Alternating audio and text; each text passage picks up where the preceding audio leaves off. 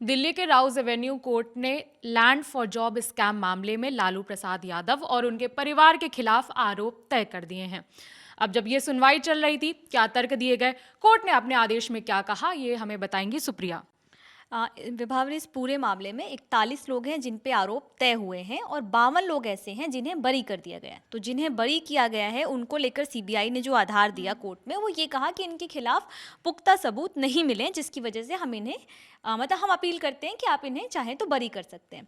अब दूसरा पॉइंट आता है कि लालू यादव के परिवार के किन किन लोगों को इसमें आरोपी बनाया गया है। खुद लालू यादव, क्योंकि वो उस समय तत्कालीन रेल मंत्री थे। इसके अलावा उनकी पत्नी राबड़ी देवी, जो बिहार की पूर्व मुख्यमंत्री रह चुकी हैं। इसके अलावा लालू यादव की बेटियां, जिसमें मीसा भारती और हेमा यादव का नाम भी है। लालू यादव के बेटे तेजस्वी यादव का नाम इस पूरे मामले में सामने आया था, उन्हें आरोपी बनाया गया था। और आज जब कोर्ट में सुनवाई हो रही थी तो उस समय मीसा भारती और तेज प्रताप यादव, ये दोनों कोर्ट में सुनवाई के दौरान मौजूद थे। अब सवाल ये उठता है कि जब सुनवाई हुई तो कोर्ट में दोनों पक्षों की ओर से क्या दलील दी गई, क्या कहा गया, जिसके आधार पर ये सारे आरोप तय हुए। तो सबसे पहले ये राउज एवेन्यू कोर्ट में सुनवाई हो रही थी। सुनवाई के दौरान राउज एवेन्यू कोर्ट के विशेष न्यायाधीश विशाल गोगने ने कहा कि लालू यादव और उनके परिवार पर एक आपराधिक गिरोह की तरह काम कर रहे थे, ऐसा कोर्ट में कहा गया।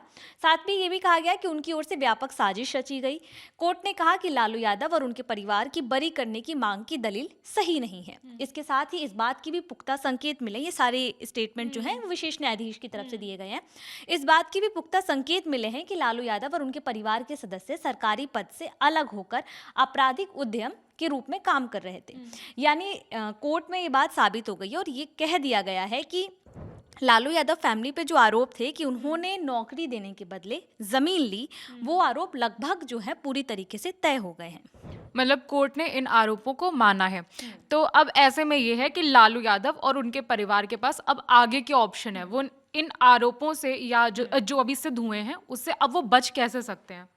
देखिए, बचने का अगर एक जो कानूनी प्रक्रिया होती है, अब ये लोअर कोर्ट का मामला था, अब वो चाहें तो इस मामले को हायर कोर्ट में लेकर जा सकते हैं, वहाँ पे बहस होगी, उसके बाद जो भी होगा ये उस पे तय होगा। लेकिन अभी फिलहाल इस कोर्ट के फैसले पे, जो आज राउज एवेन्यू कोर्ट का जो फैसला है उसके मुताबिक अगर हम देखें तो अब इस पर ट्रायल चलेगा, फिर ट्रायल में बहसें होंगी, फिर बहस के बाद जो भी होगा अंतिम फैसला सुनाया जाएगा और उसके बाद जो अंतिम फैसला होगा उसमें ये बात तय होगी कि कितने महीनों की या कितने सालों की या फिर क्या जुर्माना लगता है, इसकी सज़ा और जुर्माने की राशि वाशी सब तय होगी। लेकिन एक अभी टेंटेटिव देखें तो ये ऑप्शन है कि वो चाहते हैं तो इस मामले को अब हायर कोर्ट में लेकर जा सकते हैं। काफ़ी लंबे समय से ये चल रहा था लैंड फॉर जॉब स्कैम का जो मामला है। कई वीडियोस आए जब राबड़ी देवी या लालू या उनकी बेटियों को या तेजस्वी को पूछताछ के लिए बुलाया गया है। सीबीआई ने के दफ्तर के बाहर भी उन्हें कई बार देखा गया है। काफ़ी लंबे समय से ये स्कैम का मामला चल रहा था। तो असल में ये स्कैम कब का है और क्या पूरी इसका प्रोसेस क्या था? ये पूरा स्कैम है 2004 से लेकर 2009 के बीच का। तब लालू यादव देश के रेल मंत्री थे। उस समय देश के अलग अलग शहरों में, जैसे मुंबई, जयपुर, इसके अलावा जबलपुर, कोलकाता, हाजीपुर स्थित रेलवे के अलग अलग जोन में बिहार के लोगों को, ये आरोप हैं सारे, कि बिहार के लोगों को ग्रुप डी की नौकरी देने के लिए एक शर्त रखी जाती थी। उस समय ये आरोप में कहा गया है कि ये कहा जाता था कि आप हमारे परिवार के लोगों को ज़मीन ट्रांसफ़र करिए और उसके बदले आपको नौकरी मिलेगी, सरकारी नौकरी मिलेगी, ग्रुप डी की नौकरी मिलेगी। और जब ये नौकरी उनको तभी दी जाती थी जब ज़मीन जो थी वो लालू परिवार या उनके परिवार के सदस्यों से जुड़े लोगों को ट्रांसफ़र हो जाती थी। तो ये सारा आरोप बेसिकली ये है कि आप ज़मीन दीजिए, उसके बदले आप नौकरी ले लीजिए। ये उस समय का पूरा मामला है जब लालू यादव रेल मंत्री थे। तो अब कोर्ट में जो सुनवाई हुई उसमें ऐसा माना गया है कि लालू यादव और उनके परिवार वालों ने सरकारी नौकरी देने की जगह ज़मीनें ली हैं। उनके पास विकल्प भी है, वो हायर कोर्ट में जा सकते हैं।